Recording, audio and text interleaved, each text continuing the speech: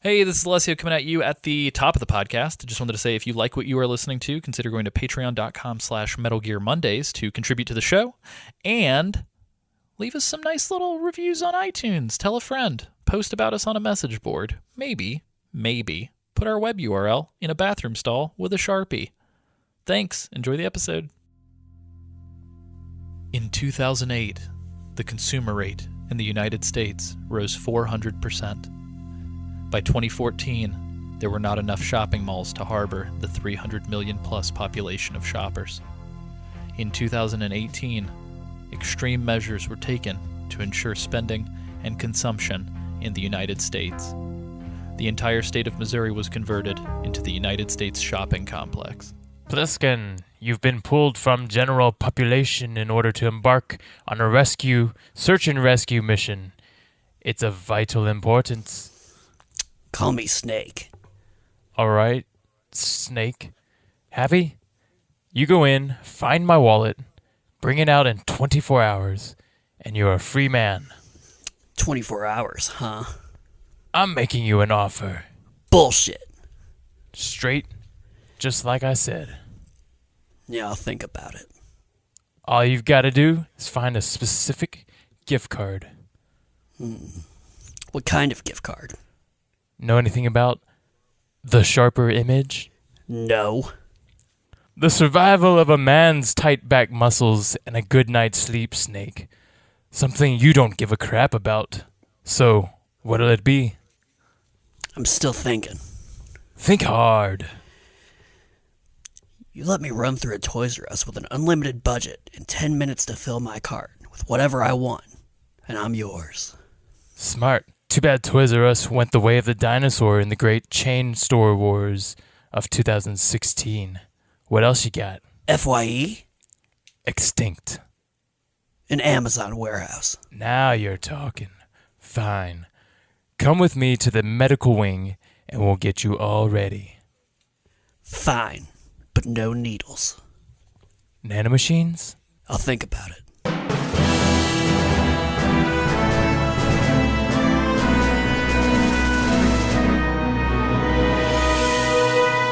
Ladies, gentlemen, boys, and girls, welcome to episode number 86 of Metal Gear Mondays, the Games Club podcast. We cover all things Metal Gear from top to bottom, left to right, inside and out in pseudo-historical recreational order. As always, I am your host, Alessio Summerfield. Kansas City, 4 years ago, you ran out on me. And this week, I'm joined by... Kept you waiting, huh? It's James. Yay! I'm back. From the grave. James is back. We pulled him out of the mothballs. Everything's good. He dusted me off and set me in front of a mic. It's good. And then we're also joined by...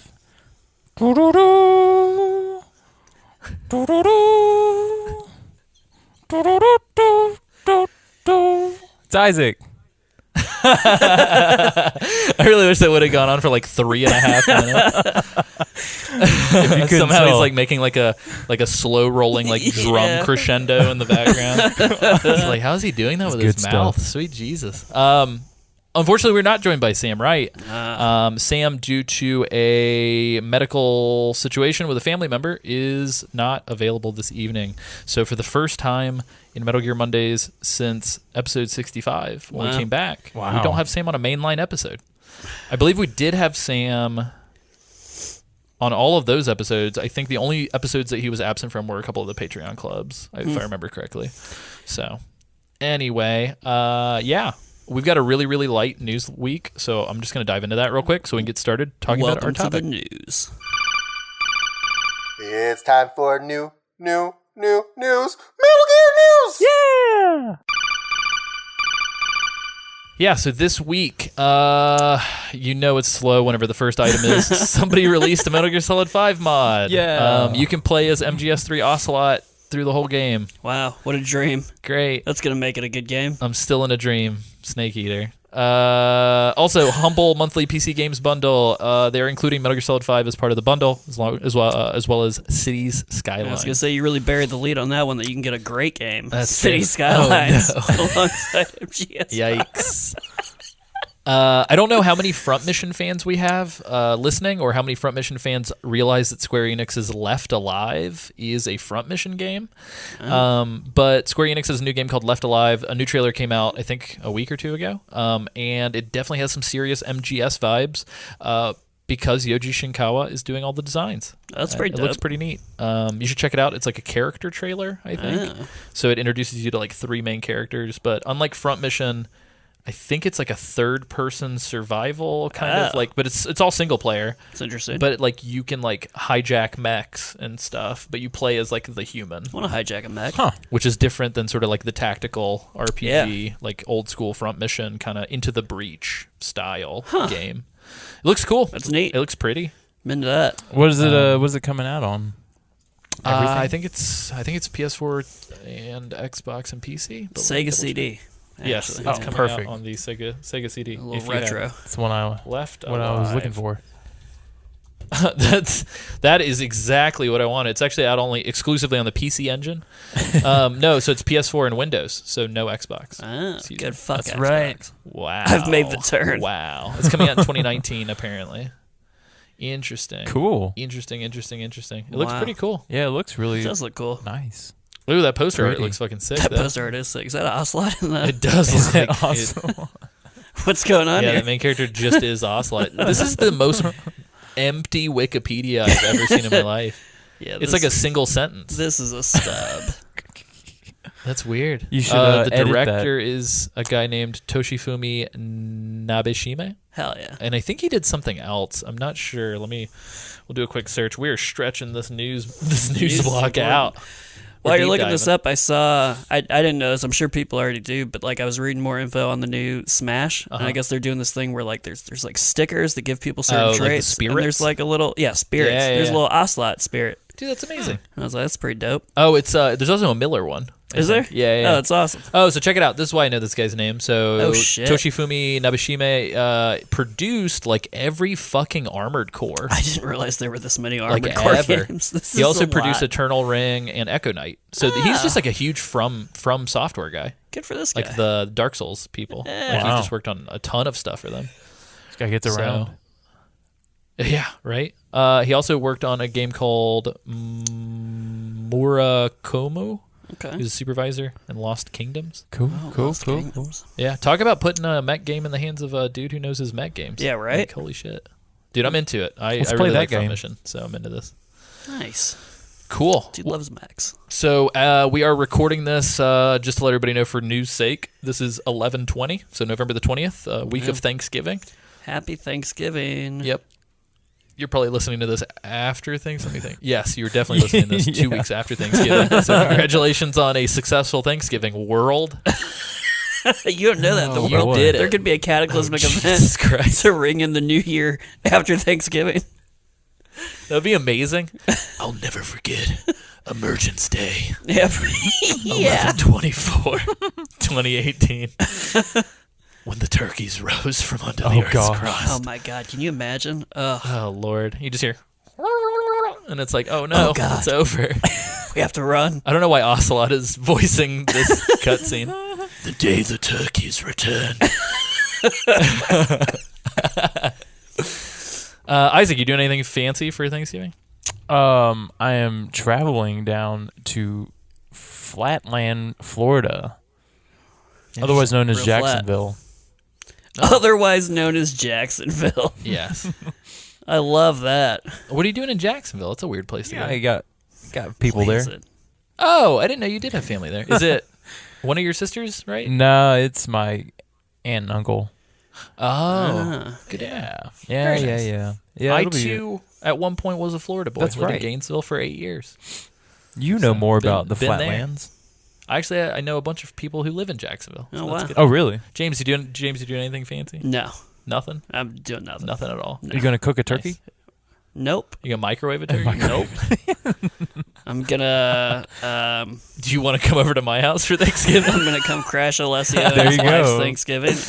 Perfect. Get- Yeah, so get it's real just drunk. me, Kristen, and Kristen's parents. Nice. And I'm taking off of cheers. work tomorrow. to And clean we're the gonna get house. wild. Oh, yeah.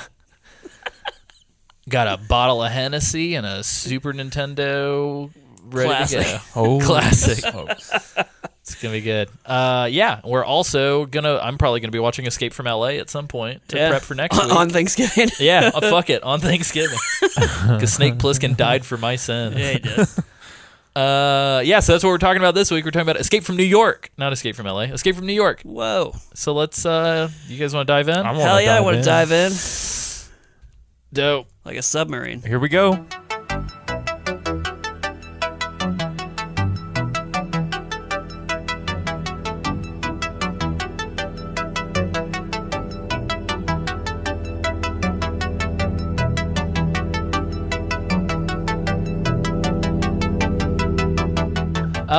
Yeah, so as we have done in the past with the movie episodes, let's talk about early childhood development. Let's talk about how this movie came to be before we dive into what this movie eventually became. So Escape from New York was released in 1981. I believe the production was a year or two prior to that. What year was Terminator? Terminator was, I think, 83. Might have been 81. Around the same time, right? Yes, I believe so. I'm going to double check on that really quickly. They feel like contemporaries. Oh, yeah. I think you're right. I was waiting for Arnold to show up at points, honestly. Oh, man. That would have really... Honestly, that would when I really was been watching different. this movie, I was like, it kind of reminded me of Terminator, like in some 84. respects. Yeah, Terminator's 84. Well, and the weird thing is, if you remember our previous discussion about Terminator from 84, I believe they had the exact same budget, which is like $6 million. That's crazy. Let me double check real quick. So we are looking at, both films had the exact same budget. Wow. Like one was $6.4 million, the other one was $6 million. I feel like I have no concept of like what money is after like rediscovering what movies were shot for in the 80s. Yeah, it's super, so particularly it's really weird for John Carpenter because so prior to this film, the previous film that he did was Halloween from 1979. Right. And he made that movie for considerably less money. Like if I remember correctly, I think it was like 600,000. Right? No, it was real under cheap. $1 million? Yeah, let me double check real quick. Whoa. Dude, John. Under $1 million? That's unheard What's of. up, dog? Yeah. And I think he was sort of 78, not 79, excuse me. Okay. I think it was sort of his first kind of breaking out piece. Yeah, it was a big deal. Let me double check real quick. World changing. It was some would made say. $300,000. Holy shit. The original Halloween. And look how much it made. And it made $47 million Oh my god. in the US and $70 million worldwide. What a return. Yeah, so obviously after that fucking success, the company was sort of like, what do you want to do next, John? Yeah. And so I think it was him and one of the producers from Halloween. It was a woman whose name I'm completely blanking on right now. Essentially, the company came back to them, I think it was Embassy Pictures, and they were like, hey, we're going to give you guys like a 3-movie deal. Yeah. Like, what do you want to do next? And originally there was a film called Project Philadelphia that John Carpenter was adapting. Yeah. And for whatever reason, it fell through. And so John famously, they were like, well, what are we going to do? And John famously said, I've got a script I've been writing in my trunk. Yeah. And he went to his car and came back with this script. Wow. And they were like, okay, sure, let's do it. You imagine just like, I just got the spare script in my trunk. Yeah. Just laying Very around. weird. Yeah, I guess he had just been kind of writing it for shits and giggles. Fun fact, Project Philadelphia went on to be the Danny DeVito-led Always Sunny in Philadelphia. No, if only. How about that? If only. Who knew? Who knew the origin story? Wow, that's crazy though. Just like just that conversation of like, man, this movie's not going well. And John's like, hold on, I got a little something for you. Let me go move my spare tire around. Yeah, it's Pull this thing out of the very weird. trunk of my car. Wow, so he does have actually a kind of a weird. He has like a weird sort of history. So like he edited a bunch of stuff before he actually shot anything. Yeah. And it looks like his first directorial debut was Dark Star in 1974, which I've never in my entire life heard of. And then Assault on Precinct 13 actually predated Halloween. So I guess his 3-pack of films that he ended up doing, it was The Fog, Escape from New York, and it looks like The Thing. There's an interesting trend that I see, which is after they live, you can tell he starts to get pissed off until he eventually just starts remaking movies. Oh, yeah. Oh, yeah, you're totally right. Like it's all remakes. He just has a couple of movies that like aren't great, and then he has Village of the Damned. And then he's like, let's go back to the Escape series. Yeah, Escape from L.A. Very weird. And then we'll remake The Fog. Yeah, wait, he did the original. I know, yeah. Oh, he was a producer on the remake. I was about to say, I was like, that's weird. Well, if you look at this, too, he didn't direct any of the Halloween movies after the first one. Yeah, that's a big... Which is weird. I thought he directed the newest one. Oh. Very interesting. That is interesting. Anyway. Yeah. Well, speaking of remakes, I was just looking this up. Apparently, there's talks about an Escape from New York remake. Interesting. I'll play Snake. About to be in production. I'll play Snake. I'll put that out there. You can put an eye patch on me. We should get David Hayter to be Snake. That'd be really fun. Yeah, let's camp out a little bit on Snake's design here. Because, I think it's safe to say Hideo Kojima just copy-pasted completely. Like, they look like the same human. They might be the same human. It's very weird. Isaac, did you pick up on that? Oh, I mean, of course. It was it was only blatant. Jesus Christ. Like, haircut, no, I'm just kidding. The way he talks, the eye patch. The cigarette. The eye patch is a big old This guy's way more of a dick, though. I will say Snake Plissken is the biggest dick compared to Solid Snake. Yeah. Like, beginning of MGS1, Solid Snake's like, I'm a dick, leave me alone. But he's not at all. Right. And then in this, Snake's just persistently a dick the entire time. Yeah. Well, and then, he's definitely a criminal. Definitely a criminal. And, it's funny to me, obviously, ripped off, I don't want to say ripped off, but he drew a lot of inspiration from it early on. And I'll say he ripped it off. When 3 came around, he's just like, yeah, I'm going to make that character. That's fine. Yeah. I'm just going to straight move that. Yeah. It's the same guy. And there you go. Big boss is. There you go. Yeah, there you go. Yeah, it's nuts. But it's weird. So as we kind of talked about, that does share some similarities to Terminator in the fact that they're both sort of dystopian future films where it's like sci-fi, eerie. Bad shit went down in the 90s and we got to fight. Yeah, it's nuts. As we talked about, the budget's $6 million. However, this movie did not make all of its budget back opening weekend. It only made $4.1 million. Yeah. It's still a lot of money. Good amount of money. And then it totally grossed in the U.S. probably about $25 million, roughly. So not as good as Halloween. Obviously. Yeah. Halloween was massive. I mean, shit, still pretty good. Oh, yeah. Not it's bad. Nuts. Yeah. Which is good because I think this was sort of his first foray into sci-fi. So I'm glad that it did well because that means we get The Thing. Yep. Because, we got Kurt Russell in The Thing. We got John Carpenter in The Thing. Oh, yeah. I feel like in that. The Thing would not have existed without this movie. Yeah. Kurt Russell doing a great job in The Thing. Yeah. Kurt Russell kind of napping through this one. Yeah, Kristen's note before she fell asleep was, 1, the direction is awful. She was like, Kurt Russell is he just acts like himself. And then 2, she was like, what did she say? She just goes, this movie is bad. And then fell asleep 30 minutes into it. Jeez. Yeah, it was rough. So speaking about its notoriety, it has a Metacritic score of 76. Which, whatever, that's weighted, so take it for what you will. Right. IMDb score is a 7.2 out of 10, and that's out of, I think 100,000 plus viewer reviews. Right. And it is the 1,500th and 97th most popular film on IMDb. So it's still in the top 2,000. Yeah. Pretty good. Yeah. It's got some fucking crazy stars, you guys. Yeah. So, Kurt Russell. This cast is wild. I'm not sure what Kurt Russell was doing prior to this point, but I feel like this definitely was, his early career-ish. Yeah. Obviously, because of his connections through other people, I'm sure he had been in some things prior. Oh yeah. But Lee Van Cleef, which is the guy who plays Hawk, dude, that's nuts. That guy's in all these spaghetti westerns, Dude's in fucking everything. a few dollars more.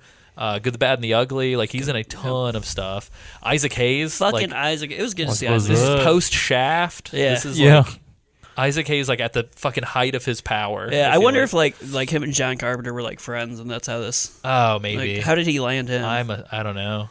Oh, and then we see a very young Harry Dean Stanton, which so cool. passed away last year. Yeah. And if you look for him, he's in everything. Oh, yeah. So if you're listening to this and you're like, who the fuck is Harry Dean Stanton? He's in Twin Peaks. He's in this. He's in a shit ton of sci-fi films. Just look him up on IMDb. He's he out Gary Oldman's Gary Oldman. He's just the background guy, in everything. And then most notably, this clicked for me while I was watching it. Ernest Borgnine, I guess, yeah. looks and sounds 1000% like Mermaid Man from Mermaid Man and Barnacle Boy of SpongeBob fame. And I looked it up. It just is Mermaid Man. Is it? And I was like, how has this guy never aged? Wow. Yeah, so the cab driver in this film is Mermaid Man. Gabby. Fuck? That's and it's cool. amazing. That's bizarre. But anywho's it. For those of you who do not know anything about this, we already said it was directed by John Carpenter. I do want to call out it was written by John Carpenter and Nick Castle. But the log line is that in 1997, the U.S. president crashes into Manhattan, which has now become a giant maximum security prison, and a convicted bank robber has to go rescue him. Yeah. So that is I love how... That's the best fucking log line I've read in a long time. Really good log line, and it's just like the sky's the fucking limit with this. Like that could be any movie. Oh, dude, that it's you crazy. just described. Yeah. I want to rob a bank so well that the government's like, we need him to rescue the president. Do you guys remember a movie from like the early 2000s starring Mos Def about like, was it called 16 Blocks? Do you guys know what I'm talking about? I have no idea what you're talking about. Dude, hold on. I think it had like a really crazy premise too, where it was like the whole city of New York is under attack, and only this cop and this criminal can save everybody. Oh my god, that sounds amazing. It's very it weird. sounds like something Mos Def would have worked on. 16 Blocks. Yeah, I think that's what it was called. I think I saw it in the theater. 2006, you say? Yeah, 06. Is that Bruce Bruce Willis. Yeah. Oh my god. Boozy and world-weary NYPD detective Jack Mosley draws a routine assignment to transport trial witness Eddie Bunker to the courthouse by 10 a.m. Boozy and world weary. The task quickly becomes a deadly game of cat and mouse when some of Jack's fellow officers arrive to kill Eddie so he cannot testify against him. Yeah, either way, it just turns into like the whole city of New York is trying to kill Mos Def. Yeah. It's like fucking bananas. It's Wait, pretty is cool. this like What's a, it called? 16 block? 16 blocks. Well, it's like a phone booth situation, right? It takes Yeah, a place little over the bit. course of 16 blocks. Yeah, I'm sitting here It's a lot Oh, more space man. than phone booth. It's like they saw that and they were like, I'll do you one better.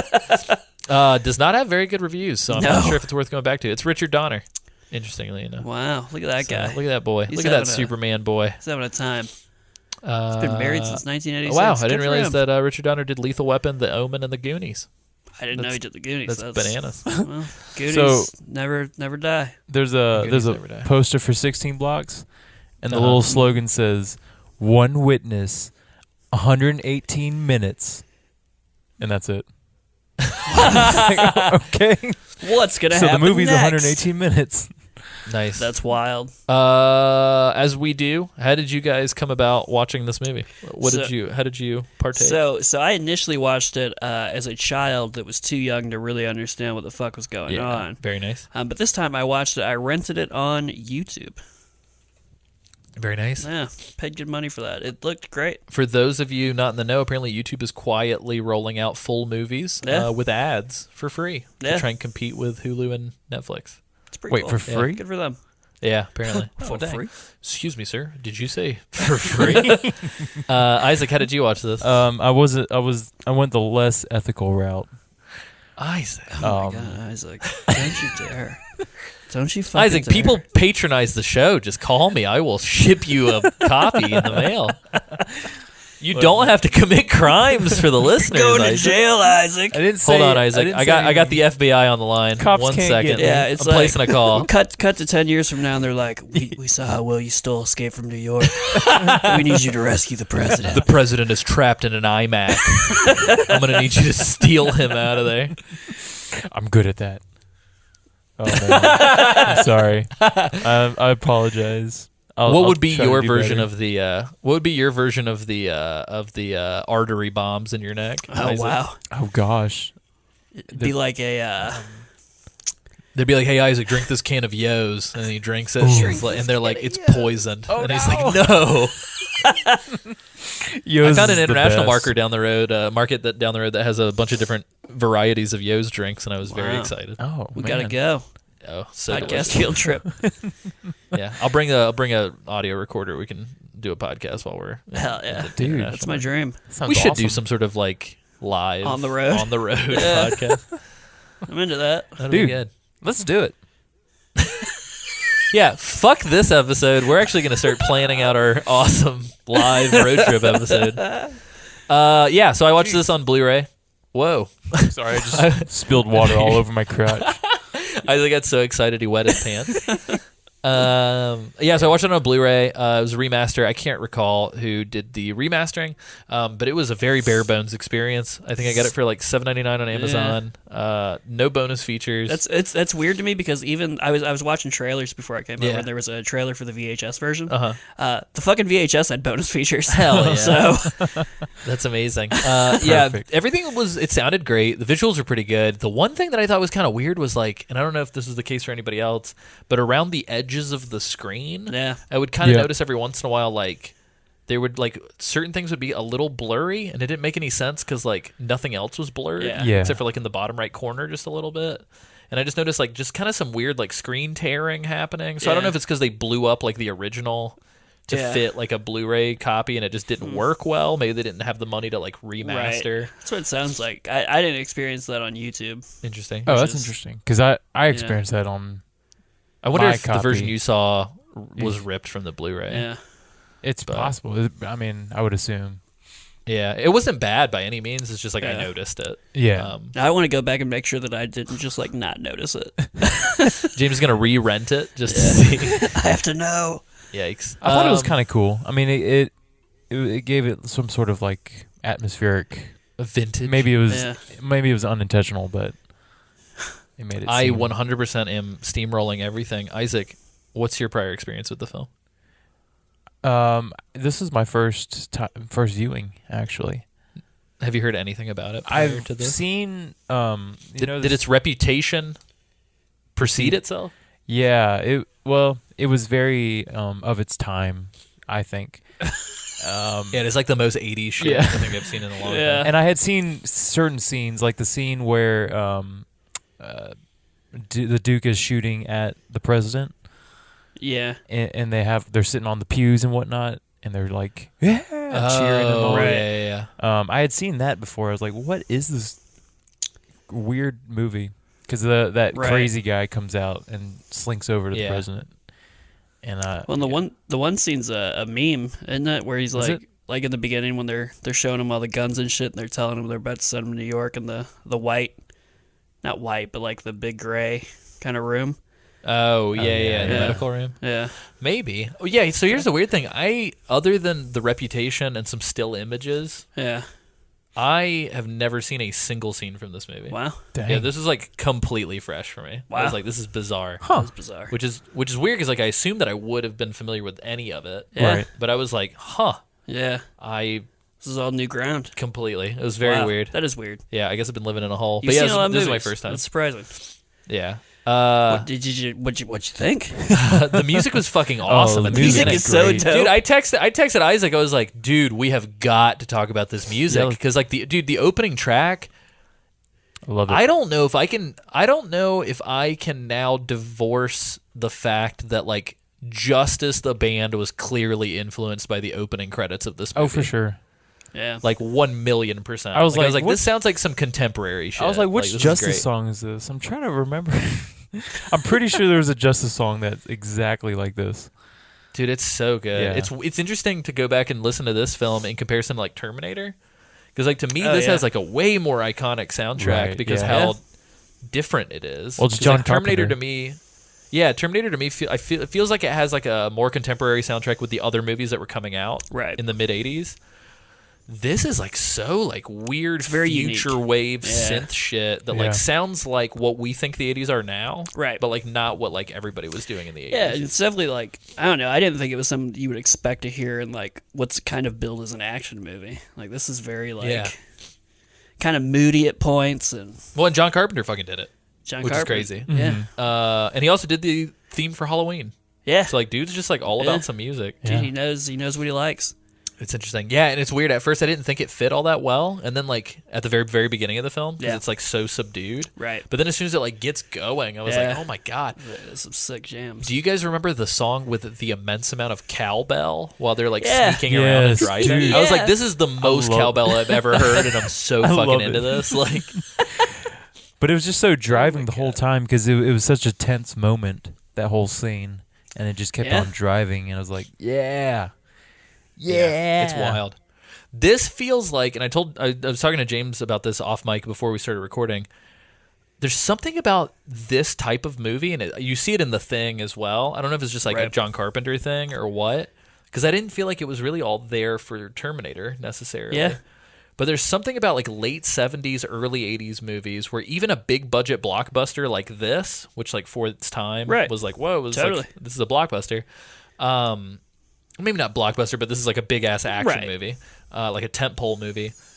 It's so weird to me that they're shot like dudes clearly trying to emulate Stanley Kubrick. Yep. Big time. Like watching this, the pace during the conversations, the framing, it all feels very like 2001. It feels very like The Shining. There's a lot of shots where like Kurt Russell looks over his shoulder and then we see like a door with a dude way in the distance like running. It's fucking cool. And like there's some really cool shit, but like nobody shoots action movies like they're art films anymore. I know, and it's weird to me that they don't, because like I thought it made it better. Like because like action movies have what's supposed to be like good tension in them, and like what better way to fucking create tension than shooting it? Yeah, like super like, crazy, very intentionally like that. It's weird that like that hasn't persisted over the years.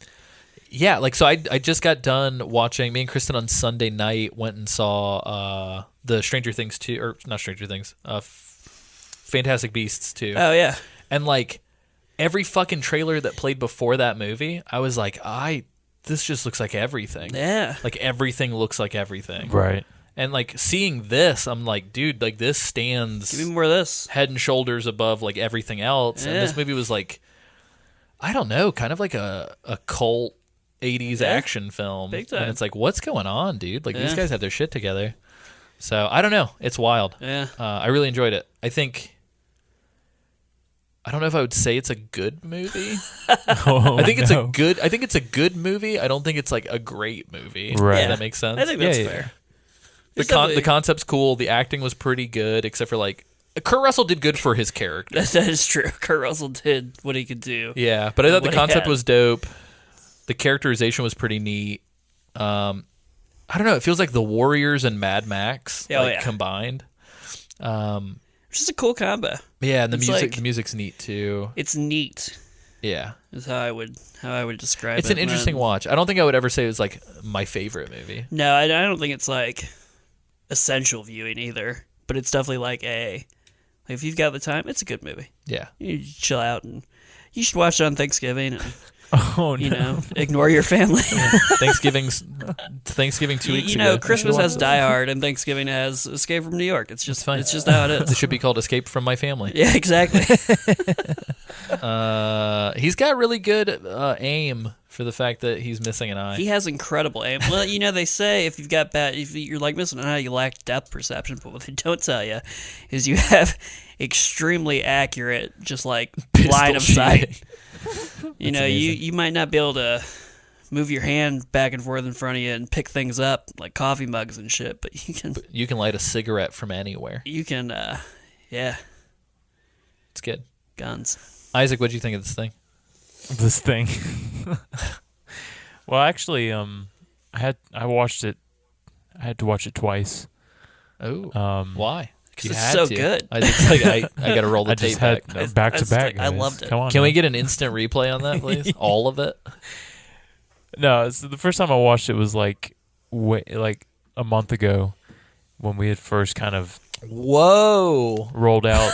I just want to hold on. I got to shout out an appreciation to Isaac Lim for being so prepared for this. Good work. That he watched it a month ago. Well, I thought we were going to record this episode a lot sooner. All right, hold on. Let's walk it back. Don't tell anybody that. No, I'm kidding.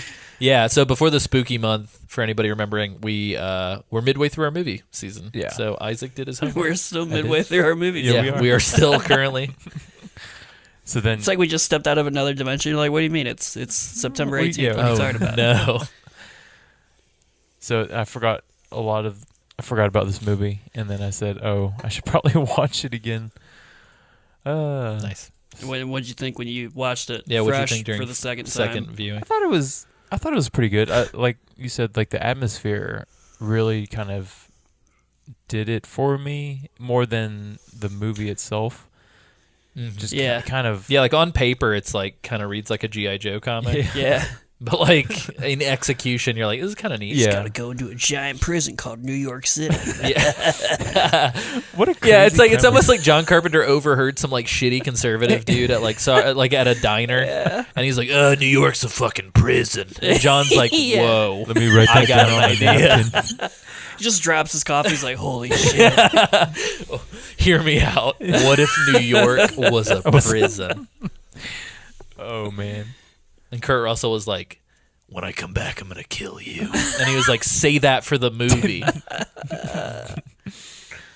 But yeah. Yeah.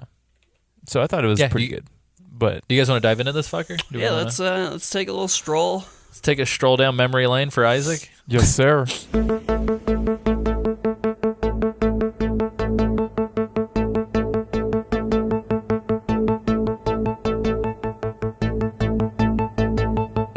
I was blown away at the minimalism of the opening moments of this movie. Yeah. Talking about the credits? Like a travel ad almost. It's just like very... Well, it's just straight up text on screen for 3 minutes. On Like they run screen, through all the credits before the movie starts. Yeah. I was like, huh. Gotta They don't get think it out of the anybody's way. going to stick around, do they? No. Like, what is They're this? hedging their bets. They're like, we got their money. Let's give them a chance to leave. Yeah. Okay, they're here. Go. And then they hit you with a bunch of text up at the front, very reminiscent of the skit that we did for this episode, which is like giving you kind of the timeline of like, in 94 this, in 96 this. Shouldn't Terminator do the same thing later on? Yeah, I Pretty think sure, even in the It's first like, one. Yeah, I think even in the first one they check said. out this playground exploding. Yeah, but at least they showed you shit. Like right, this this doesn't show it's you. It's literally This just is text. like, we're in prison. Yeah, it's text, and then it's text for like a minute and a half, and then you just see like more text, but on walls. Yeah. Like Yeah. in the actual like outside of the prison. Yeah. All the shots of the World Trade Center made me kind of uncomfortable. In There's a 2018. lot of shots of the World Trade Center. Yeah, and the plane gets real close to the World Trade Center does get real twice. close. People The plane lands. lands on the World fucking- Trade Center. people making movies loved the fucking World Trade Center. Oh, for sure. Like, I think they were huge. that They is were- just- they were literally really big. and figuratively. Yeah. Like, fuck the Statue of Liberty, fuck the Empire State Building. Oh, yeah. World Trade Centers. It's where the business happens. Yeah. Maybe that's why. You think maybe if people hadn't made movies about the World Trade Centers, the terrorists wouldn't have thought to hit it? Probably, yeah. I mean, it's Oh probably my like gosh. they're like my God. seeing our popular culture Yeah. and being like, they fucking love those buildings. Yeah. All they have are like 90s films to Yeah. review, and they're like, why the fuck everywhere? Something's happening in those buildings. Filmmakers, we got to start showing people like shitty like holes in the ground. Yeah, and be like, we love show 'em holes. the holes here. We love, we love holes in the ground. Yeah. Holes with Shia LaBeouf. That's all Yeah. we watch in the United States. So as per usual, about 40 minutes into the show, we start to get a little inflammatory. Let's tone it down. Ooh, excuse me. Whoops.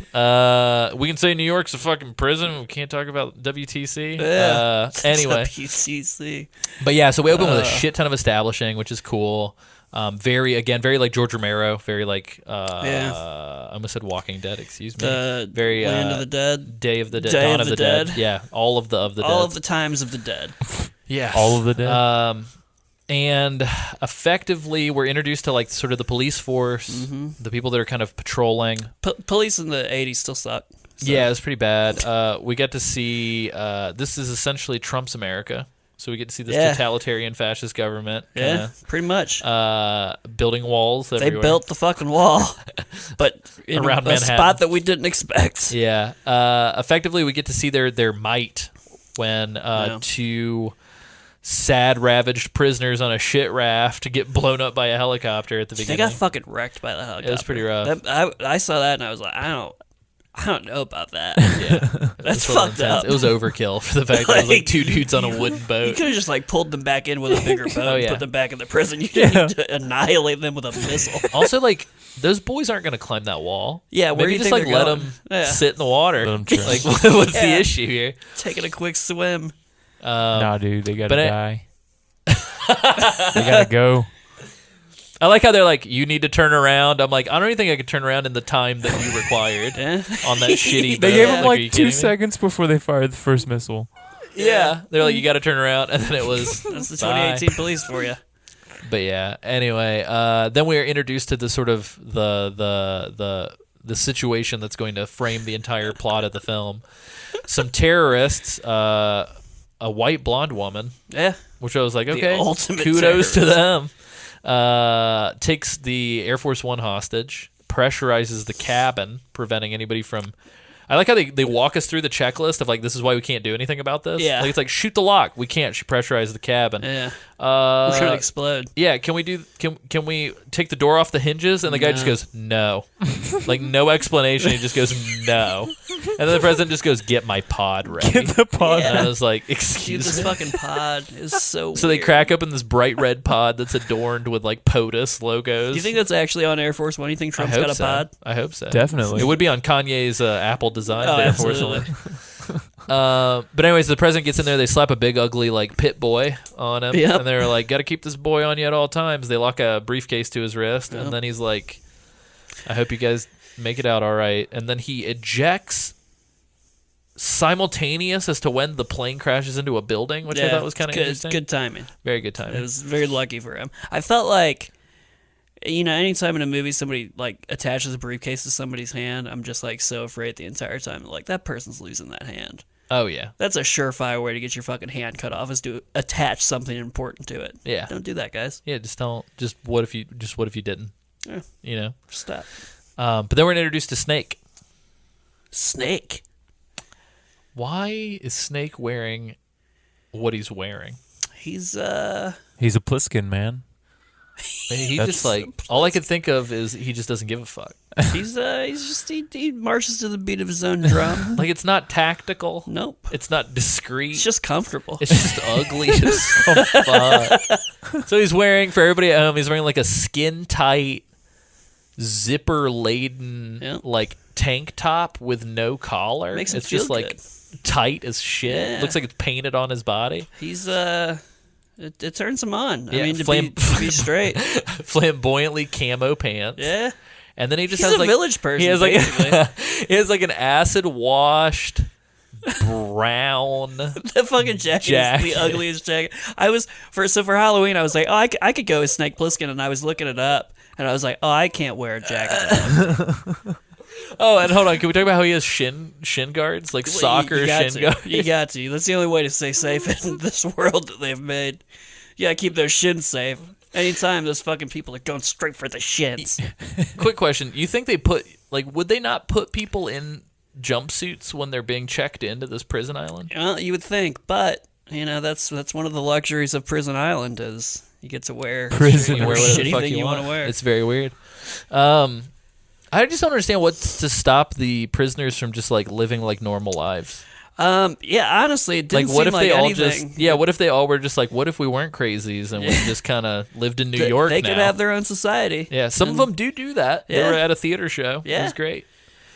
Seems pretty fucking simple, but some people just can't have nice things. It's very weird. So So- this is modern day PUBG. This is essentially Pretty what much. it is. Yeah, I mean, yeah. I guess it's more akin to Arkham City. Because It it's is very literally Arkham City, Arkham yeah. City. Stressful. But yeah, so Snake walks in. There's this interesting sequence where he walks in. We overhear over the radio and see with words painted on the wall, follow the orange line Yeah. and like talk to no one or something. Right. He does it. And I thought there was a funny little audio announcement that was like, if you choose to, you can opt into being killed on site instead of being sent to the island. And it was like, notify your closest supervisor if you're opting in today or something. And I was like, oh my God. So pretty brutal. I enjoyed it. But of course, they have to pull Snake out before he gets processed. He's too good. They're like, look, president's plane went down in Manhattan. Oh, so specifically, it's not even all of New York. It's just Manhattan. Right. That is the prison that is a island. good distinction. Yeah. Most of the which is weird. country's Wall Street. fine. Yeah, Wall Street's Yeah. stuck. The financial district. That's Yeah, prison. lock 'em down. Weird. That's Those what we criminals. call a heavy-handed metaphor. Yeah. But anyway, the president's plane has gone down over Manhattan. Mm-hmm. When trying to rescue him, our good buddy Hawk and Hauk, by the way, and his lieutenants were turned away and told, if you don't leave, we're going to kill the president. And so they need to send in a prisoner incognito to bail the president out. Will you accept this mission? If you say no, we'll kill you. Yeah, boy, thank God. And Snake's like, I'm going to think about it. Yeah, Snake took his time. Snake, by the way, with the loosest of handcuffs. Like, he asks him, he like holds him up, like, take these off, and he's like, I'm not stupid. And then he just like stretches them out, and, like picks up a cigarette and starts like fucking lights shit it, on his fucking desk. types a memoir. It's like he could kill Pays his you with bills. those handcuffs. Like it's wild. the chain is so long. Like you're in a bad spot. They didn't man. take his clothes away, so he still has the ugly jacket. got that He's killing me with that. sick-ass jacket. He doesn't even have to. Yeah. But yeah, so essentially they kind of go through the same rigmarole we did in the skit, where Hawk's just like, "You gonna have to go in, Snake," and he's like, Nah. "I don't give a shit." Like it's I can't oversell how incredulous Kurt Russell's Snake Plissken is. He He doesn't give a fuck care. about anything. He's lived his life, and here he is. Did the dialogue make you laugh out loud at all, Isaac? Because I felt like I was chuckling the whole time. This scene Of just any scene that Snake speaks in. Everything was what do you call them? Ham-hocked, I guess you could. The thing that Ham-hocked. I couldn't get past was that monologue that what? I don't think James knows what a ham hock is. Could you explain that? That's not the phrase. I don't know. I know what a hammock is. Snake couldn't care less. Snake doesn't give a shit. Snake would say hammock. Snake Like, Oh yeah, and then you call him out on it and be like, I don't. No, the monologue that the hijacker. Oh, girl, I was yeah. like, what in the world? yeah. Just gotta tell the audience what's going Bizarre. on. Yeah, apparently. It was Expo Dump USA is what that was. Yeah, Snake just watch it for Snake's lines because it's pretty They're good. Like that alone. Like there are people that are just like, "You're a cop, aren't you?" And he's like, "I'm an asshole." Yeah, right. And you're just like, "What?" It's so good. I would love if like a real cop, people would be like, well, if I ask if you're a cop, you have to tell me. I would love if a real cop responded with that. Yeah. I'm an asshole. It's like, well, I know. Yeah. Now I definitely know you're a cop. It's great. Yeah, Snake's got some great lines. Yeah. Yeah. We'll talk about them kind of as they come up, I suppose. But yeah, so Snake essentially is told like, "Hey, go rescue the president. We know who you are. We know what you did. You tried to rob the Federal Reserve, and it failed." I read the shooting script for the film to like prep some notes, and James, I guess, watched some deleted scenes. Yeah. I guess they filmed the whole heist that got Snake canned. Yep. And it just never made it in the final film. Huh. Will look good. I wish that.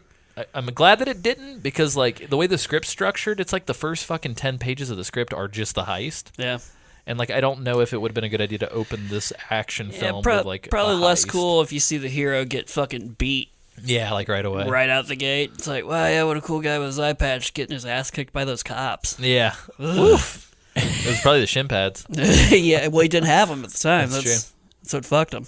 But yeah, so essentially they kind of give him this ultimatum. It's like, hey, we'll pardon all of your U.S. based crimes. Yeah, he specifically says there's an implication that like we're gonna extradite you to the other places you've committed the crimes, but for the U.S. you'll be fine. Yeah, so Hawk pulls out like a certificate of authenticity. It was like a diploma. It was like, here you go. I really wish that we could have seen what it said. Like, it probably would have been like, this diploma for doing a good job. Just like, but he was like, we're going to pardon all your crimes if you can save the president in 22 hours. 24 hours. Oh, He says 24 hours. but it was like 24. counting from the moment they started talking. Right, So I yeah, think by the time he 24 even hours, leaves, yeah. Yeah. And they're like, he's like, why? And it's specifically because there's this big talk happening, like a summit. It was a summit. And the president has to get vital information to the summit, and if he doesn't, then it could lead to like nukes happening. More nukes. More nukes. Nukes already happened. Nukes. Yes. Yeah. Yeah, nukes put us here. World War III put us here. Yeah. Oh, yeah, that's the other. World War III happened in the 90s. Yeah. In this world that we live in. Yeah. Oh, I love at the beginning, too, one of the credits says 1997, and it goes, now. Yeah. And Kristen was like, well, there's your first problem. It's not. And I was like, well, I wonder what Nirvana's music would sound like in this universe. probably pretty crazy. Probably pretty good. It's just poppy. It's just Taylor Swift. Yeah. But could yeah, get so behind Snake kind of begrudgingly is like, fuck it, whatever. So I ain't got nothing else to do. Yeah, and then we have this medical room scene where we kind of loosely talked about it. They show like all the weapons on the table. Yeah. They prep Snake. It's very... It's kind of like James Bond-esque. Like, Well, and it's also very Metal Gear again, like the interrogation or the briefing. Oh, definitely. At the beginning of MGS1, because even this Snake and Solid Snake both say, "I hate needles." Yep. And you're just like, all right, like. And then this doctor is like, "I'm gonna give you an injection." He pops him in his neck, and then Hawk's like, "Tell him." And the doctor's like, "I just put a tiny micro bomb in your neck. If you don't help us out in 24 hours, your neck's gonna explode." Yeah. And Snake gets pissed. Well, rightfully so. It's kind of fucked up. It's like, bro, I just said I'd help you. Yeah, while you're putting tiny bombs in my neck. Get these bombs out of my neck, doc. And Hawk specifies it's because they know he's capable of like turning the ship around and disappearing to Canada if they didn't put this like failsafe in his neck or whatever. That's fair. So I wonder what's going on in Canada. It's probably great. No idea. People are riding bears around with AKs. They're like, boy, the U.S. sure is fucked up. Meanwhile, they've got like, it's like world peace in Canada. Yeah, people are like eating caviar in the street. Ugh, yum. Snake takes this tiny little like what looks like a paper airplane.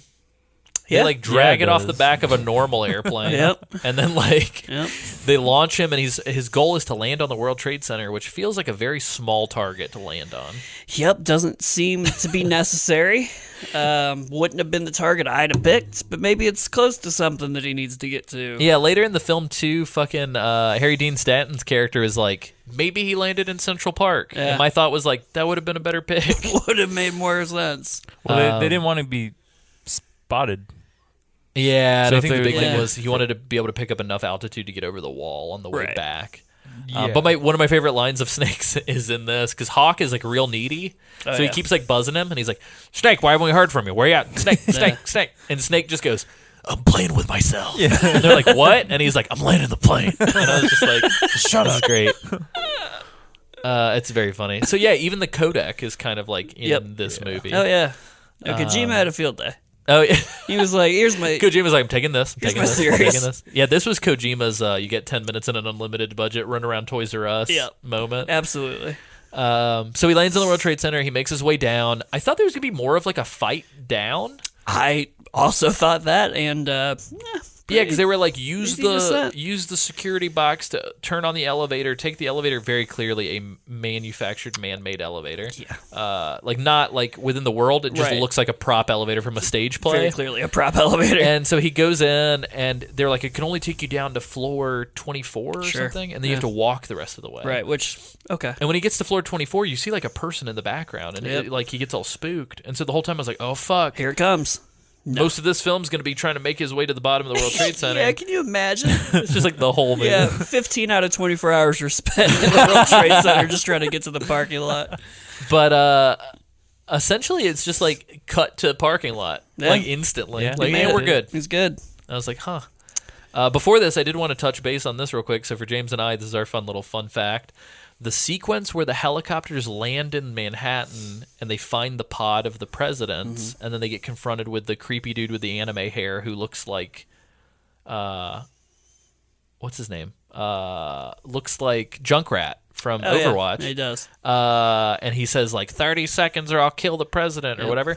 That whole sequence where the helicopters land is the parking lot of the Schlafly Brewery in downtown St. Louis. Pretty weird. And most of the fucked up city street scenes are filmed in downtown St. Louis. Wow. Yeah. Cool. Which is weird because I was watching it and I was like, that's just Washington Avenue. Like I can walk there. Like this is weird.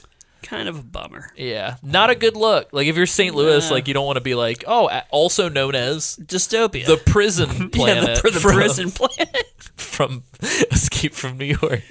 But it was weird. You even see like a Budweiser King of Beers sign like flapping in the wind at one point. Like, I was like, oh. That shouldn't be there. Ooh. Yikes. Not a good look. Anywho's it. Snake then enters a theater called the Fox Theater. I don't know if you saw that. I did see that. Proceeded to roll my eyes and realize that I'm trapped in hell. Well, Isaac knows about the Fox because there's also one in Atlanta. That's right. I still can't get over the fact it's a chain. Yeah, right? I think there's 3. Ain't nothing fabulous about that franchise. Yikes. Tell him. But Snake goes in. A bunch of prisoners are just playing instruments. Yeah, it's not bad. It's not great. Not bad. Start a band. And yeah, Snake goes down into the basement because apparently his little tracker that Hawk gave him, it's taking him to the president's pit boy. Yep. Takes him to the bottom. He gets accosted by Mermaid Man, a.k.a. Cabby. He's like, you're Snake Plissken. I thought you were dead. The Snake Plissken. And I'm like, who is this celebrity criminal? They were like, we need you to be undercover, but we're going to send in a celebrity criminal. Yeah, that was another surprise for me where it's like, oh, that might just be like a weird one. And then like literally everybody's like, I thought you were dead. Yeah, right. It's like everybody knows exactly who this fucking eye-patched fucking criminal is. Yeah, maybe like cut his hair, shave his beard, take his eye patch off. That's what really doesn't make sense. Like we have to send somebody undercover into Prison Island. Let's send a prisoner. Let's send a criminal. Yeah. Who would know the other criminals. Yeah. Undercover. It's fine. He's not a narc. No. Very clearly supposed to be there. Yeah, Snake goes to the bottom of the building. A couple hobos are like beating the shit out of each other for fun. I'm not quite sure what's going on. There's not a lot to do on Prison Island. And then they discover that one of the homeless people just happens to have the watch from the president. Right. So it's not the president. And Snake's like, get me out of here. The president's dead.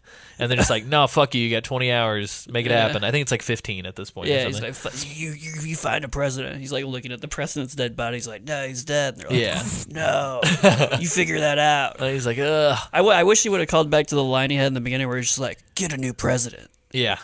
Yeah, right? Yeah. Oh, yeah, I forgot about that because they're like, So the president crashed on the prison island, and Snake just goes, get a new president. Yeah. Which is interesting because they were talking to the vice president on the phone earlier. Yeah. So it's like, technically they have a new president. They got the new Like, we're president. fine. He's right there. Anyway, so effectively we get this pretty cool, like this is very Warriors-esque. Snake goes back to the street level. Yep. He encounters this weird man tapping on manhole covers with a wrench. Yep. And then people come out of the manholes, and a whole swarm of like crazies, as they're called. I just Come can't, alive. you don't, it's a bad look. I wish it would have been like Cats or West Side Story. They like break into song like as they come out.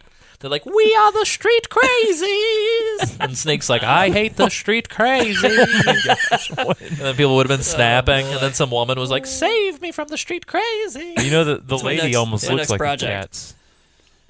Oh, yeah. Dude, this Cat woman member. looks very... did anybody catch her name? Isaac, did she say her name? Do you recall? I don't know if she did. I have no idea. So it's this woman hanging out in a diner, and she's like, I don't care if we talk loud. These people are crazy. They're out for food, which I'm assuming is humans. Let's talk very loudly. And I was like, oh, okay. It does seem like they probably eat people. Yeah, Snake gives her a cigarette. She's like, oh, these are fresh. You must be a new boy. And there's kind of this like flirty energy. Yeah. And then they pull her through the floor. And Snake abandons It's very this woman. rude. It's like she's about to kiss him, and they're just like, snatch. It's Yep. like, Yeah, whoa, this is a hey. weird oh, no. exchange. And it pisses Snake off. Oh, yeah. Snake has this He like Resident snaps. Evil 4-esque. I got to barricade the windows with bookshelves and like run up. And then eventually he encounters the cabbie, and the cabbie goes, hop on my ride, Barnacle Boy. And they drive off. Yeah, pretty much. He's like listening to cassette tapes. Very fun. I like the cabbie. He's a good character. Oh, yeah. Cabby is a good character. He would not have survived even a That's- second. I was in gonna this say prison that's, island. that's the other thing. Like he found his calling. Oh, he's that's he's true. a cabbie on Prison Island. Yeah. Like, that's great. He's There's- probably a cabbie in real life before. That's true. There are certain things that I am going to pick on for the show because it's worth talking about that I had no problems with when I was watching the movie. Yeah. One of them is at a certain point when the Duke and hundreds of people confront Snake and surround him with weaponry. Yeah. A neatly placed little steam valve Yeah. gets shot, hisses some smoke. No one shoots anything, and Snake just walks out the back door. Very. There are moments like Casually. this in this movie where it's like, huh. Yeah. But I was all in. I enjoyed it. Yeah, I'm it's- pointing it it's- out for you all at home. It's really looking back that it's like, yeah, and I'm not criticizing. I'm just pointing it out so we can talk about things it. happen. 'Cause it's great. Steam's scary. Yes, Seems scary. it burns the It eyes. sure does. But yeah, so Cabby takes Snake to the library Yep. because that's where Got to read a book. the brain is. Yeah. Which Yeah. is the science man who the Duke consults with. Yep. I believe that Cabby goes, yeah, Brain advises Duke. And Yeah. Snake's just like, on what? And Cabby's like, I don't know. Yeah. There's it's a lot of like, like alright. market dynamics in this city that Snake like probably could have benefited from Yeah. knowing more of before Yeah. he came to Prison Island. It's interesting. But we encounter Brain, and we encounter very clearly the, like, stare at a booby woman, like, Yeah. quota for the movie, Maggie. I like Maggie as a character, but fine as a character. Maggie's just, like, It's hyper, clearly what she's hyper well, it was busty. even in like going back and like watching the way she's like falling out. Publicity too. was done. It's for not just this. busty. Like, it's just like my boobs are gonna fall out. that's at all any she's given presented in like all of the promotional materials. Oh yeah. Even in like when they're like the back of going the through, case, there's a huge picture of like just her cleavage. Yeah, it's weird. Even when they're going through billing, it's like she's always last, and it's always like a very scandal. It's like, oh, and also she's here. Yeah. Also, we brought boobs. It's bullshit. Yeah, it's interesting. I'd be curious to see if like that was part of the casting decision. Come on, John. Yeah, I'm gonna look her up actually because I'm interested to see. Hey, I did not recognize the actress. Yeah, I'm interested to see what else she's been in. I thought she did a really good job with her character. Definitely. And she definitely was super bossy, and even up until the end when she meets her unfortunate demise, I thought she did a really good job. Really fell for her. Oh, excuse me. The woman who we discovered is who got pulled through the floor is just referred to as "girl in chock full of nuts." Yep. What? Which is the coffee shop. It's a brand of coffee. Oh, okay. Chock full of nuts. Chock full of nuts. Adrienne Barbeau. Oh, she's been in a bunch of stuff. Oh, wow. Love Bites. So she was in The Fog, also another. So she had been in a John Carpenter film before. She was in The Fog. She was in Argo. Wow. The film with directed and produced by what's his name? Hits Women. Not Matt Damon. The other one. Ben Affleck. Ben Affleck. She was in George Romero's Creep Show, which is pretty cool. That's pretty cool. She was in Jimmy's Jungle in 2018. Fallout 76. She's the fucking overseer. Oh, whoa, that's interesting. That's the only main character in that fucking trash game. Yeah. Huh. She's in Mad Max, the video game. Wow. It looks like she does a lot of voice work. Apparently, she's an American Dad. Wow. God of War Criminal Ascension. Minds. Hitman Absolutionist, the hotel manager's wife. Halo 4. Dr. Tilson. Interesting. General Hospital. Kingdom of A lot Amular. of General Hospital. Which Hospital. is great. God of War 3 is Hera. Interesting. The goddess She's in Hera. Grey's That's Anatomy. pretty cool. She's in Dexter. Oh, shit. Dude, this woman's been in tons of shit. Good for fucking her. Yeah, good. I'm glad that she on a bunch of the Drew Carey overcame show. her typecasting for this as just like the busty one. Yeah. Because I thought she did a good job, and Batman clearly Beyond. so did somebody else. She played a singer in Batman Beyond. The Angry Beavers. Oh Love my that. god, she's fucking Simone Lenore from Scooby-Doo on Zombie Island. I love that movie. What is happening? She's in tons of stuff, you guys. Man. She's in the Wayans Brothers. Batman Yes, the please. Animated Oh my Series. god, she's Selena Kyle. Yeah. She's Catwoman from And Martha Wayne. animated Batman. Ugh, I don't like that they cast Selena Kyle and Martha Wayne as the same person. Yeah, huh. That's that seems uncomfortable. Freudian. Yeah, I'm trying to see if she was in anything right after this that people would know. The Love Boat. Let me double check. Escape from New York. Right after Escape from New York, she was in Cannonball Cannonball Run? Holy Cannonball shit. Run. I said Cannonball Run. Cannibal Run. Whoops. She was in Swamp Thing as well. Oh, Swamp Thing. She's in The Thing. She's the voice of the computer, uncredited. Wow. Look at her. Twilight Zone. Damn, that's good. Good on I'm her. glad we, Thank you, I'm glad we Adrienne went down Barbeau. that path. Yep. Sorry about that, everybody at home who's just like, great, I can read this too. Yeah, I will go to well, IMDb. you know, the more you know. Yeah. Anyway, so we meet Brain. I cannot remember Brain's real name. I just remember it was Brain. Yeah. So he's Harry Dean Stanton's character. He's just in a lab coat. He's having a good time. He knows Snake, and he's like, I thought you were dead. Yep. Everybody thought Snake was dead. Before I came over, I watched a supercut of all of the people saying, I thought you were dead. Very nice. And it's like 2 minutes long. How long Yikes. was that? It was about 2 minutes. Like, there's Wow. 2 minutes worth of this film is just people saying, I thought you were dead. Yeah. The main thing that we got to glean from this scene is that Brain says, I just had a dude give me a diagram where all the landmines are placed on the bridges that lead out of the city. It's going to be important. So for everybody playing along at home, there is a wall built around the island of Manhattan. This main security depot base or whatever is on the Statue of Liberty Island. And the only ways out are over the wall or across some bridges, but the bridges are covered in landmines. And so Brain is saying, due to some handiwork by a henchman of mine, I now know where all the landmines are on this bridge. What's funny about how much security is here is like you get a glimpse of a lot of the citizens of this prison city. They don't all really seem like genius criminals. It's they And just there's kinda a send lot of everybody lengths here. taken to Oh, yeah. make sure that keep all the prisoners in the city. It's very weird. And they definitely have like helicopters and like armed men like patrolling everywhere. Yeah, like somebody's full-time job is to just make sure that they don't get too far once they hop over the wall. It's crazy. But anyway, so they establish all this stuff. Essentially, Snake's trying to enlist their help to help find the president. Brain says that the president's been captured by Duke. Duke. Snake says, I want to meet Duke. Brain says, I can't let you do that. And Snake's like, well, fuck it. Well, let's make a deal. Let's make it happen. So eventually Brain and Maggie say, fuck it. We'll take you to Duke. But Duke kills people. We got to be careful, yada, yada, yada. Duke actually just straight up arrives as they're leaving. And Snake's like, wait a minute. This is actually perfect. Yeah. Take me to where Duke is, like his hangout. Yeah. Clearly, he probably didn't bring the president with him. Right. Let's go check on the president now while Duke is here. Yeah. And Brain's like, well, how the hell are we going to do that? And Snake's like, I got it. And he like knocks two dudes out stealthy and steals a car. And they roll out to some sick-ass cowbell music. This is where that song makes its appearance. The cowbell music, It's very good. Can we get a little bit of that here? Just a little. That's fine. Just a little smidge. Yeah, of course. Just a little touch. A little. Let me get my lips wet. Moist.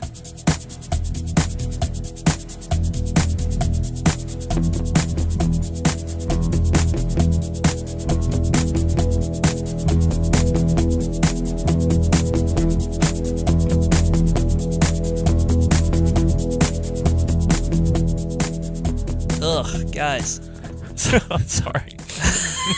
Yummy. But yeah, so essentially Duke is introduced. It's Isaac Hayes. It's Chef. Yeah, buddy. He's living, from what I can tell, the best life on this. Yeah. This is like he's peak having a good Scientology. Yeah. His before Matt Stone and Trey Parker made fun of him. His car headlights are little chandelier lamps. They're beautiful. Fuck yeah, they It's are. awesome. I want that car. Yeah, he does have a line later. So they end up using the president as like a bartering chip. Yep. So these terrorists are like, we're going to use the president as a bartering chip to get out of here. And he has a really funny thing where he's like, they sent their best man to save the president, and the best man's going to lead us out of here with his head on the hood of my car. And everybody's just like, yeah. It's pretty cool. It's a good line. He's a very like charismatic, weird dictator guy. Yeah. I don't really understand. They don't really explain how he like came to be the leader of the whole He's a real Dutch island. Vanderland. You know what I mean? Yeah, it's very More topical references for He you. reminds me of the guy who plays Nacho from Better Call Saul / he is the main bad guy from Far Cry 3. I've seen him. What's his name? Voss? No. Yeah, it's Voss. Is it Voss? Yeah. It's kind of like that kind of style of personality where he's just kind of like a very charismatic like, sociopath. Gets people on his side even though his side makes no fucking sense. Duke. It's wild. But anyway, so Snake and the gang cross through Skull Country. They barely escape, which is funny. It's like they had all the actors form like a line, and they just had all of them throw rocks at the car as it drove by. But they finally get through the awful, awful streets of St. Louis, Manhattan, to find the president. Snake gets captured. So again, hold on. Snake gets sent in to find the president. Yep. Snake gets captured. Yep. There's a little bit of a torture sequence. Uh-huh. I was pressing triangle on my PS4 controller the whole time trying to make sure Snake didn't die, but I just kept exiting out of the movie. Oh boy. And yeah, so Snake gets straight taken prisoner. Yeah. The president we get revealed is like chained up to a wall in Duke's compound. Which, by the way, I haven't seen this actor in a long time, but when I saw him pop on this, I was like, oh, he looks like Alex Jones. Oh, the guy who plays the president? Oh, he does look like an older Alex Right? Jones. I was like, Yikes. torture him. Oh, no. Torture. Kill him. I'm like, I'm on Duke's side now. Well, and then like with all this fucking protection with this briefcase on his wrist, Isaac Hayes just like the Duke just like shoots his pistol and pops the briefcase open. Yeah. And then they like take the tape and all the paperwork. And I think they send the briefcase. Somehow they get the briefcase back to the people. Yeah. Back to the police. I can't remember how they do it. They like. Do they show them taking it off? I think it happens off screen. Yeah, I don't know how it gets to the police though. It's so just the police get the briefcase and they crack it open and it's got the ransom request, which is like, hey, I don't know how it I gets can't remember how. Anyway, somehow they fucking priority ship it. Yeah, straight to the cops. Yeah, FedEx man shows up to Prison Island, takes it. They still have FedEx Dropbox, I'm assuming. Yeah, no doubt. Because they ship everywhere. People got it. And effectively, they're like, well, fuck, Snake must be dead if they're making these claims and like the tracker's not working. Yeah. Snake gets all his gear stolen again, very Metal Gear. The Duke thinks it'd be fun to just have Snake like wrestle. This whole sequence is fucking hilarious to me. So Snake wrestles Zangief from Street Fighter, essentially, in a big boxing ring. With a sick fucking snake tattoo on his abdomen. Right? There's like a little cobra dancing out of his stomach, which is kind of goofy. Which, again, it's the same thing as like the boss's like chest thing. But they end up fighting. It's kind of a cool fight scene, I guess. They just like Snake gets the shit beat out of him with a baseball bat, and then like jukes and kills this dude with a spiked baseball bat. It's like a bone saw before Sam Raimi got around. It's dealing with Bonesaw. What the hell is the name of that Jean-Claude Van Damme movie? Is it like Death Fighter or something? Like Pit Fighter or something? Pit Fighter, I think, is one. Yeah, there's a lot of those Jean-Claude. Anyway, it reminds me of like that kind of just like real sweaty, topless dudes beating the shit out of each other. Didn't seem necessary. Yeah, well, and it's funny how quick the crowd turns because like they're all cheering for Snake to die, and then when Snake kills the guy, instead of like them getting pissed and rushing the stage and like beating him to pieces, they all just start cheering Snake. And simultaneously Brain and Maggie, who are wanting to not help Snake necessarily, but they want to steal the president for their purposes, right? They go to where the president is being held and they free him and kill a bunch of the baddies protecting him, and they get the tape, I think. Yes. And they start heading to the World Trade Center to steal the plane back that to Snake where it all came in began. on. Yeah, because essentially they go through the rigmarole of figure it out. Oh, did he land in Central Park? No. Oh, he probably landed somewhere up high. Where's up high? Oh, the World Trade Center. Obviously. I don't understand why. Why would you not just like level Manhattan before turning it into Prison Island? Like make sure that there are no easy hiding spots. Yeah, why would you do that? Well, you know, just fucking drop a nuke on it and then bring everybody in. Anyway, so Snake eventually gets out because he kills. Well, I'm calling him Zangief. I can't remember his name. And he is like, I'm gonna go back to the plane. Yeah. Essentially, he's like, mission failed. Pissed. Fuck it. I gotta go back to the plane. He goes back to the plane and discovers, oh shit, the president, Brain, and Maggie are here fighting people. What a good time. And then some asshole pushes the plane off the top of the building. Yeah. Real dick move. Yeah. And Snake's like, well, shit, what do we do? And they're just like, Brain essentially says, oh, I can take you to, what does he say? He's like, oh, Snake needs the tape. And Brain goes, I know where the tape's at. He didn't grab it. Brain goes, I know where the tape is at. Let's just hop in my car and I'll take you to the tape, and then we can leave together. Right. And then Snake goes to open the hood of the car to fix it because it's not working, and a dude with a crossbow just like clambers out. And then Isaac Hayes rolls up with like 100 dudes. Yeah, how long was he in there? Just waiting to pop out. He's a real sweaty man. Yeah. What if they open it? There's just a dead guy in there. He like asphyxiated from the fume. But this is the sequence I was talking about where like all these people are surrounding him. Clearly, there's no way for our heroes to get away. Nope. And they don't even do a good job of really, like, editing this. There's, like, Snake shoots, steam blows in Isaac Hayes' face exclusively. Like, it's a wide shot. It just blows in Duke's precision steam.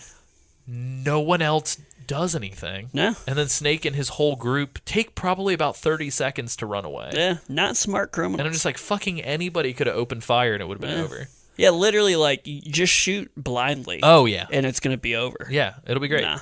And so they get away. They get in the car of the cabbie.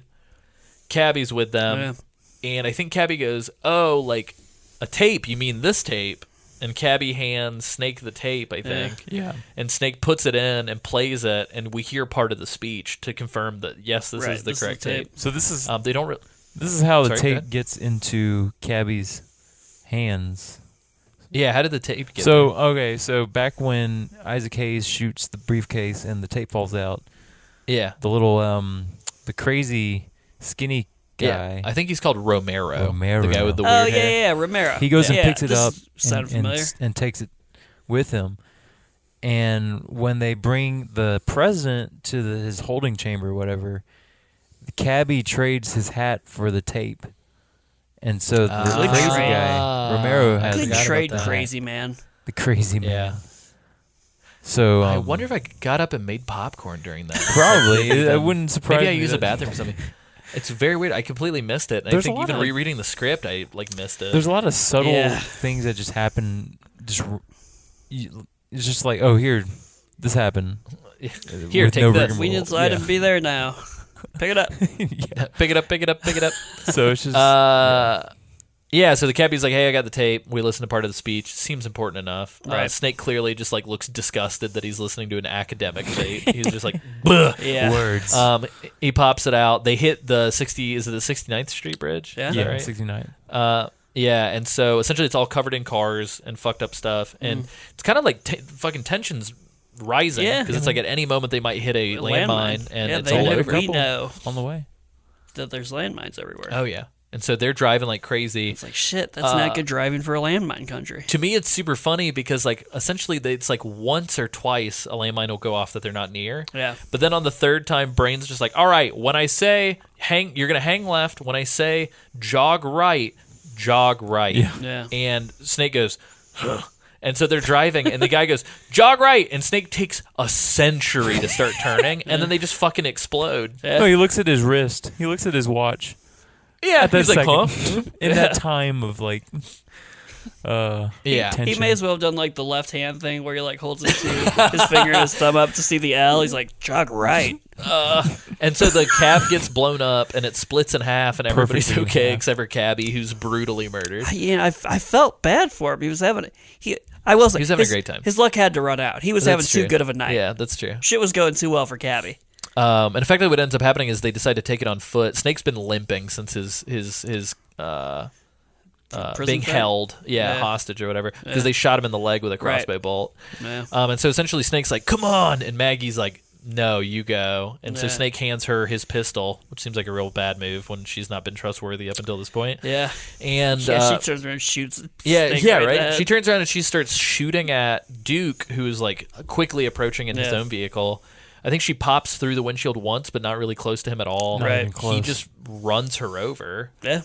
We see like a real gory shot of her just like It's ugly. butchered, Yeah. and then it becomes like a foot race to the wall. This whole thing feels very like end of Metal Gear Solid 1, where it's like, we got a time limit, we got to race to the surface, we're driving Jeeps, we're shooting at each other.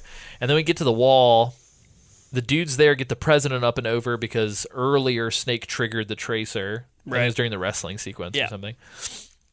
They get the president up and over really quickly. Earlier in the film, when the Duke had the president chained up, the Duke would say, "Tell me what I told you. Tell me." And the president would say, "You're the Duke. You're number one." And the Duke would be like, and then what ends up happening is the Duke and Snake have like a big punch out. Mm-hmm. They have to drop this little conveyor belt thing to pick up the president, so it takes a little bit of time. Right. And then they go to drop it again so Snake can come up, which is kind of them. They could have just left him to die. You would expect them to leave him. Yeah, that's what I kind of thought was going to but happen. Somehow they kept their word. Well, and they play with it because they start to pull him up, Yeah. but he doesn't get up all the way because somebody turns it off. You Right. just see the hand turning it off. Right. And then you hear the president say, "Hey, Duke, you're number one." And then he opens fire on Duke from the... So the president just commits cold-blooded murder. It seems so out of do- place, out of I do character. love that. I want to see that news story the next day where it's just President video guns. footage of the president gunning down a prisoner in Prison Island. Yeah, it's Prison nuts. Heard shouting, "Hey, Duke, you're number one." And then he pulls Snake up, and Snake comes out, dude. And I was like anxious as fuck Yeah, dude. because like Snake had like a minute left. Yeah. Snake books it just in time. A truck pulls up. The medical guy from earlier comes Unreal. out with like a little X-ray paddle. With 2 seconds left to spare, they go, "Voop, "You're Yeah. good," and they disarm Just the like bomb that. in his neck. Well, like Hawk is like, "Give me the tape first." I'm Oh like, yeah, dude, I Hawk's got like, like "Give me the tape." 30 seconds. Yeah, and it's like, fuck you, man. Yeah. Hawk sucks. So Snake hands Hawk the tape. The president starts getting all shaved up and stuff. Snake pulls a real like, "I'm not going to shake the president's hand" from MGS3. Right? Yeah. And they're this like, whole thing is like very Oh, MGS3. Yeah, the president is like, "Snake, you did so much for us. Is there anything I could do to repay you? Just name it." And Snake just goes, "Just a moment of your time, President." Yeah. And the president's like, "Well, what is it?" And he's like, "A lot of people died making sure you got back home all right. How do you feel about that?" Yeah. And the president's just like, "Kid, I gotta be on the TV. I gotta be on the talkies here in the next 2 minutes." So shitty.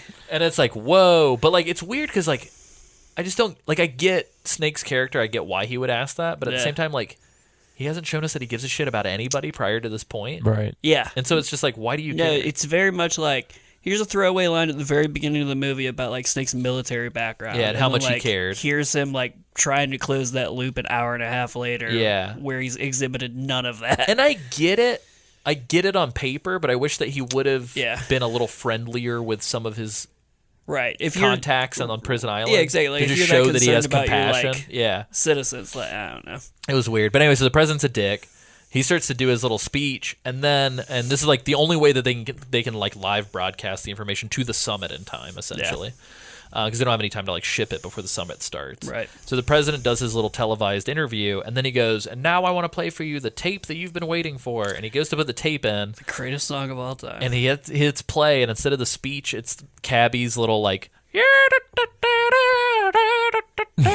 like music, and Snake's just like casually walking away, unspooling the real tape and just like destroying it, and then cut to credits. It's very And much I was like, that's fucking amazing. It's so good because it's so like, fuck you. You didn't give me the answer I wanted you to give me, so I'm dooming the world. Yeah, Right. the credits could have been, "We're not gonna take it." Like, well, the best line is actually before this though. So Hawk says, Oh, yeah. "Hey, we'd be a good team. We should team up."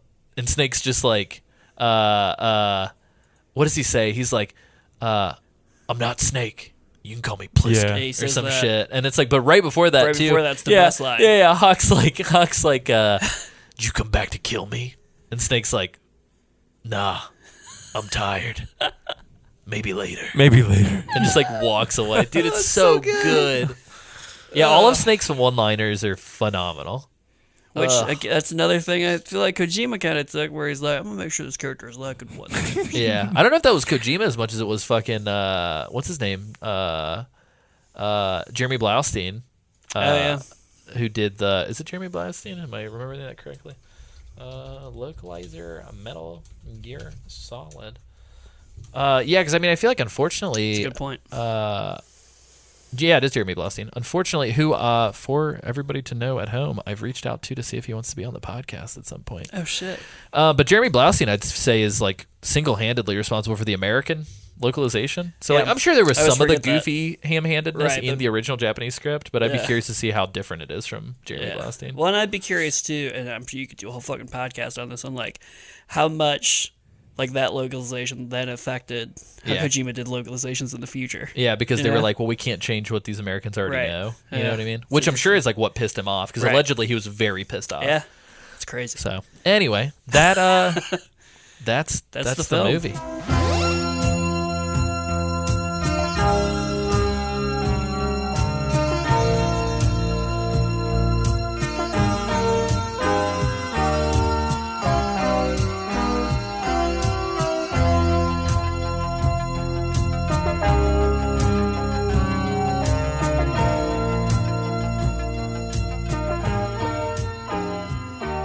Did you guys want to give any sort of like final thoughts on this? What do you?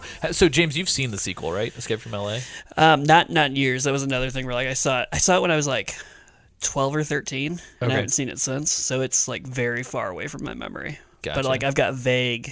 Like I feel like I haven't watched it again yet for the show, but when I do, I feel like it's gonna come back to me. Yeah, I haven't seen it. I still have like a shrink wrapped Blu-ray downstairs that I haven't pulled out. I'm probably gonna watch it over the Thanksgiving break.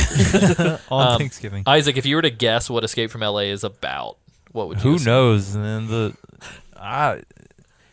title gives nothing away for the movie. It could be anybody's guess. What if it's literally just this plot again? It's Like just the in LA. president's plane again crashed in Los Angeles, which is a prison city now. Yeah, which Manhattan wasn't good enough, so we just turned all of LA into a prison We're city. gonna land you on the Hollywood sign, kid. Escaping from LA. I think it's about a DJ duo who goes and fights crime, blasting their dubstep music. Isaac's showing his saltiness from circa the year 2012. No, there's no saltiness. Wow. Yeah. Oh, it cuts deep. Yeah, Oh jeez. Escape from LA. It's actually the story of the Los Angeles Rams coming to St. Louis. Oh, nice. the originally. Escape from LA. It's actually about a white Bronco Yeah. and a phone call. Hey, you know who this is? Is AC.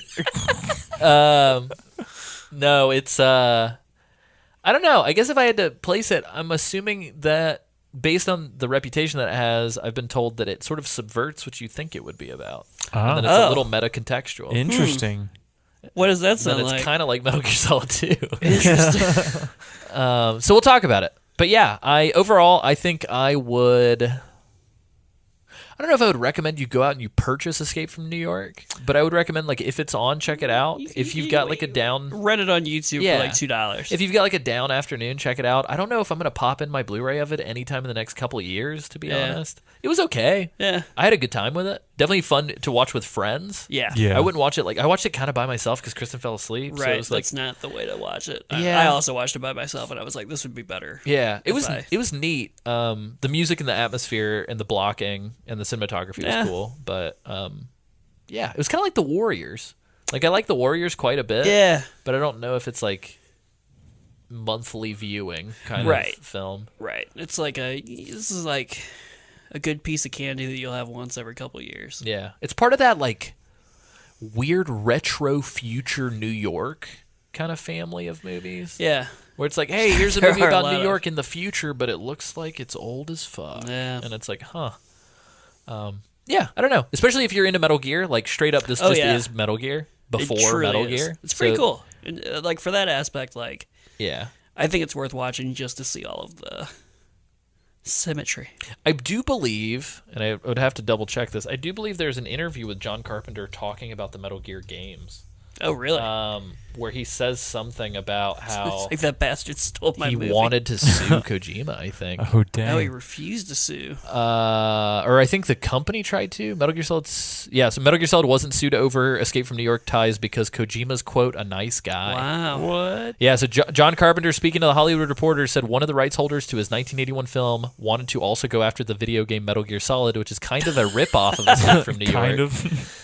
No such legal action was taken. Why? And John Carpenter says, I know the director of those games, and he's a nice guy, or at least he's nice to me. Wow. That was a good cover his ass moment. I was like, well, he's nice to me. He may not be interesting. Nice. Interesting. Do you think they knew each other before? How in the living fuck would Kojima have ever met? That's a good question. Tell you what, I think I know what probably happened. So Metal Gear Solid probably wasn't on anybody's radar in the United States until after 1 came out. Right. So chances are Kojima, given the whole like Stan Lee promoting MGS1, Kojima kind of like became a little bit of a celebrity director even as early as Metal Gear Solid 1. Right. So I'm assuming that's probably right around the time that they met. Huh. Yeah, that's a good thing that Kojima actually fucking met John Carpenter at some point. Because like, what if he had? That's the smart fucking thing to do. If you're going to steal from somebody, be their friend. Yeah, interesting.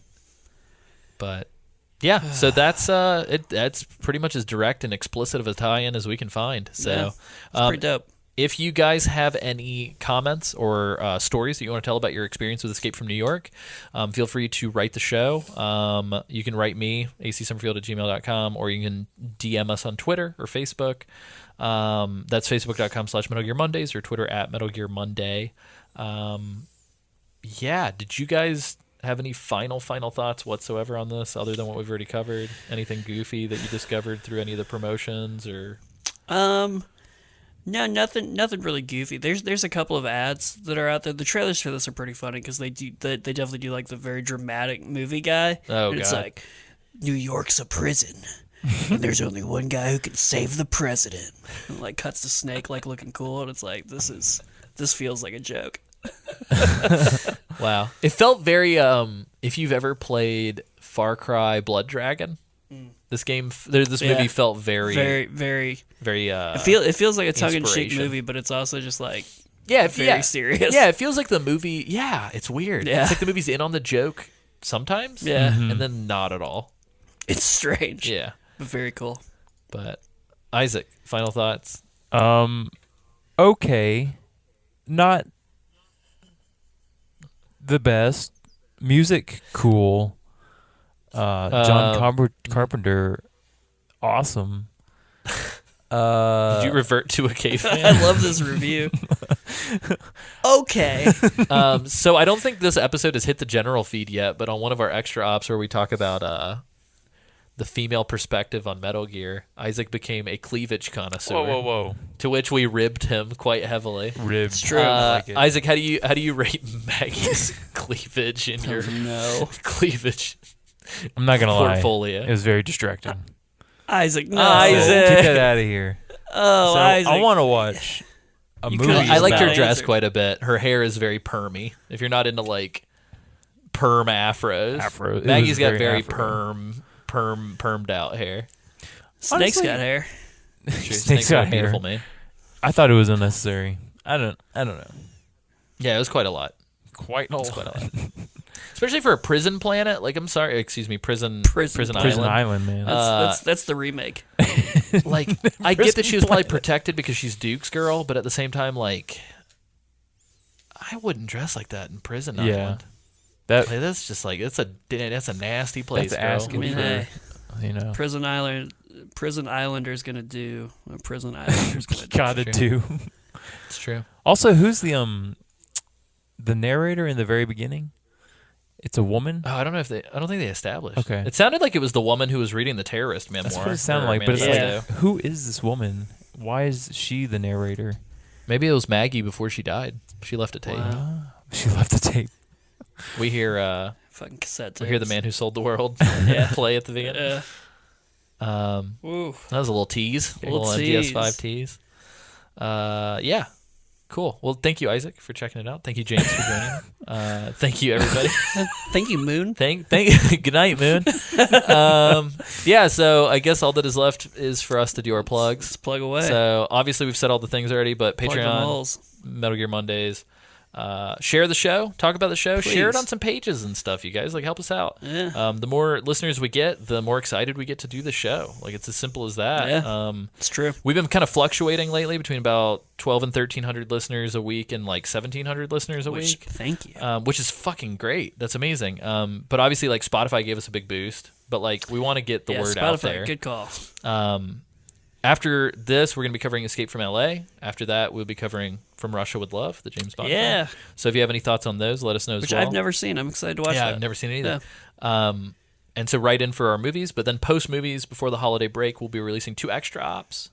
And we will be releasing 1 bonus episode talking about parody games. Ooh. So it's going to be covering Never Stop Sneaking, Mary Gear Solid, and just some other junk. I might talk a little bit about Stealth Bastard, because apparently I have that in my junk. Steam library. Wow. But yeah, so it'll be good. But that's our year. For you guys, I think it ends mid-January. For Yeah. us, it ends mid-December. Wow. And then we will be holding off on anything until first beginning to mid-February, when we'll release the Metal Gear Solid 1 remaster. Ooh. Whoa. So before we get to the MGS1 remaster and redo our first 4 episodes or what have you, tell people so that people will be here when we do it. It's going to be a big event. So, anywho's it. You can find me at AC Summerfield on Twitter, acsummerfield.com. I am doing all the things, writing a screenplay. Probably going to put that screenplay up for people to read soon. Gonna be so you dope. should check that out. It'll probably be on Patreon first. I'll probably do it tonight. It's for going to you be guys. cool. It's I've read it, and I love it. Thanks, James. I'm also going to make an Amazon affiliate link tonight because we have a couple smart. people who are wanting to buy Legacy collections. Oh. So I'm going to throw that up. Thank you. James, where can people find you? You can find me at James Reichmuth on Twitter and jamesreichmuth.com and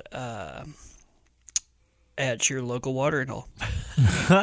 James is actually omnipotent, and he's at every bar that you've ever been to right now That's simultaneously. insane. Isaac, where can you be Cool. found? I want to do that. Isaac, you're welcome to join me anytime you want. All right. After this, we'll go to my local watering hole. I hope to see you there, James. Absolutely. Specifically just Isaac's local watering. Good luck finding it. It's my kitchen.